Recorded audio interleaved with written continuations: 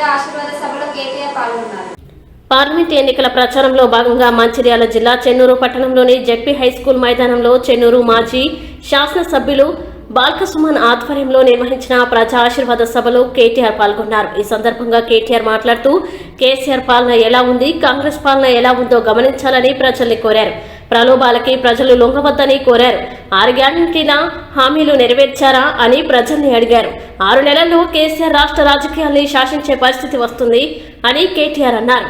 కాళేశ్వరం వంటి ప్రాజెక్టు కట్టి నెర్రెలు పారిన నేలకు నీళ్లు తెచ్చింది కేసీఆర్ అని అన్నారు.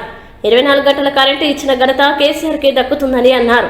రేవంత్ రెడ్డి రైతులకి 500 రూపాయల బోనస్ ఇస్తానని ఇప్పటి వరకు ఏ ఒక్కరికి కూడా ఇవ్వలేదన్నారు. రైతులకి రుణమాఫీ చేస్తామని రేవంత్ రెడ్డి అని ఎందుకు చేయలేదని ప్రశ్నించారు. పేదల కోసం పనిచేసే కొప్పుల ఈశ్వర్ని భారీ మెజార్టీతో గెలిపించాలని ప్రజల్ని కోరారు.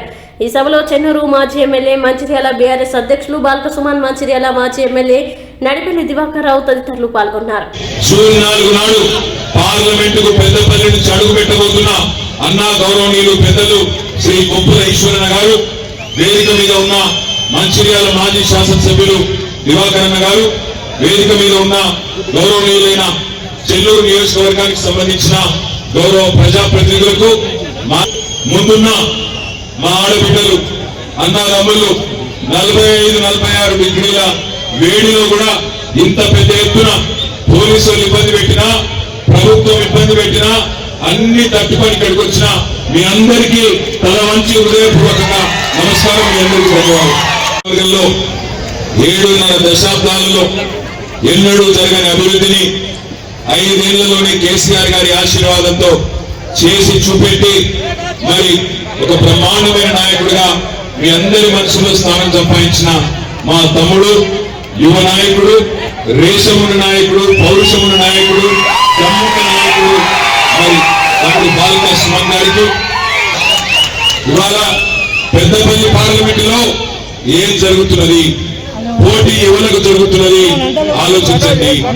మొన్ననే పెద్దలు కేసీఆర్ గారు మంచిగా చెప్పారు, ఒక భూగర్భ కార్మికుడికి ఒక ఆగర్భ శ్రీమంతుడికి మధ్యలో ఇవాళ పోటీ నడుస్తుంది.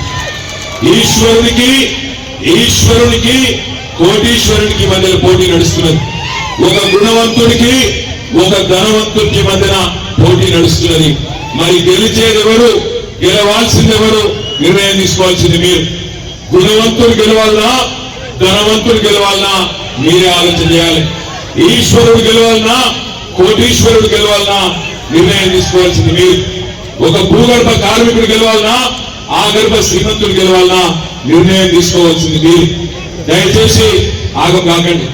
ఇదే చెన్నూరు పట్టణానికి సరిగ్గా 5.5 నెలల కిందట నవంబర్ 24 నాడు తమ్ముడు బాల్కసుమన్ గారిని గెలిపించండి అని అడగడానికి మీ దగ్గరికి నేను వచ్చిన.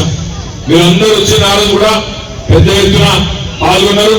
కానీ ఏమైందో 4-5 రోజుల మరి పరిస్థితి తారుమారైంది. కాంగ్రెస్ వాళ్ళు చూపెట్టిన అరిచేతిలో వైకుంఠం అనే సినిమా చూసి చెన్నూరులో మోసపోయింది.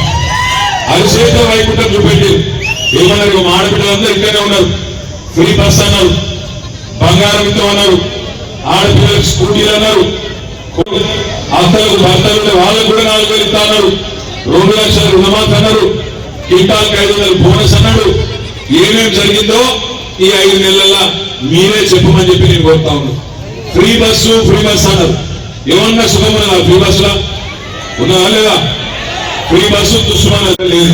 ఇది వాస్తవం, నాకంటే బాగా మీకే ఇక మిగతా మాటలన్నీ మీకు తెలుసు.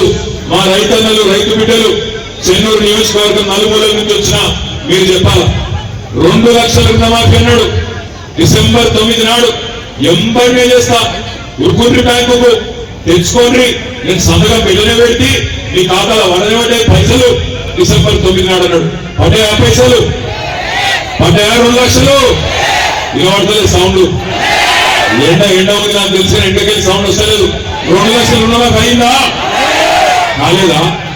చెన్నూరులో మరి కోటీశ్వరుడు ఇస్తలేడా పైసలు? ఆయన చేతి తిప్పితే పడతాయి 2 లక్షలు. ఇవ్వబడేది ఈశ్వరన్న గారి, బాల్కసుమన్ గారి మాలాంటున్నామంతా. కాబట్టి మనం మీరే కాపాడుకోవాలి, మీరే నిలబెట్టుకోవాలి. మీ అండాదండ మద్దతు నీడ ఎప్పుడు మాకు ఉండాలని మనస్ఫూర్తిగా హృదయపూర్వకంగా వేడుకుంటూ కోరుకుంటూ, ఈ 40 ముందర జారి పడ్డట్టు కాకుండా మొన్న అయింది అయిపోయింది, ఇక 4-5 నెలల కింద. ఇప్పటికైనా కొంచెం దయచేసి అందరిని కోరుతా ఉన్నా, చెన్నూరు అసెంబ్లీ నియోజకవర్గంలో ఈశ్వరన్నకు మెజార్టీ ఇవ్వండి. కార్యకర్తల నాయకులు కూడా కోరుతా ఉన్న, ఇబ్బందులు అయితే ఉన్నాయి, మన కేసులు అయితే ఉన్నాయి, పోలీసులు అరెస్ట్మెంట్ ఉంది. ఇక ఎంత ఉందో నాకన్నా ఎక్కువ మీకే తెలుసు. రైతు దీక్ష చేస్తామంటే సీఐ టెంట్ కూడా ఇస్తాడు. ఈడ ఆ సీఐ అనేటోడు ఇక కాకి బట్టలు తీసి కాంగ్రెస్ బట్టలు వేసుకొని కండువా కప్పుకుంటే అయిపోతుంది. ఇవాళ కూడా మన బస్సులు జైపూర్, భీమారం, మందమరి ఆపింది సీఐ అనేటోడు. నేను చెప్తా ఉన్నా సీఐ గారు, ఇది మంచి పద్ధతి కాదు. నువ్వు ఎవరో నాకు తెలియదు, నీ పేరు ముక్కు నాకు తెలియదు, కానీ గుర్తుపెట్టుకో, ఈ తెలంగాణలో ఏ రోజు కేసీఆర్ టైం వస్తుందో ఆ రోజు నా టైం వస్తుంది. లేదు, పోలీసులు నిజాయితీగా పనిచేయండి, పద్ధతిగా పనిచేయండి. ఎవరి తప్పు ఉంటే వాళ్ళని తప్పనండి తప్ప అధికార పార్టీకి తొత్తుల్లాగా మరి పనిచేస్తే ఇవాళే మనం రాసి పెట్టుకుంటాం, తెలంగాణ మొత్తంలో రాసి పెట్టుకుంటున్నాం. మా టైం వచ్చినాడు భారతదేశంలో మీరు ఎక్కడున్నా ఇట్స్ పెట్టాం. ఈ మాట నేను బాధతో చెప్తా ఉన్నా, ఆవేదనతో చెప్తా ఉన్నా. ఎందుకంటే 10 ఏళ్ళు మనం కూడా ఉన్నాం. మనం ఎవరన్నా ఏమన్నా అన్నామా?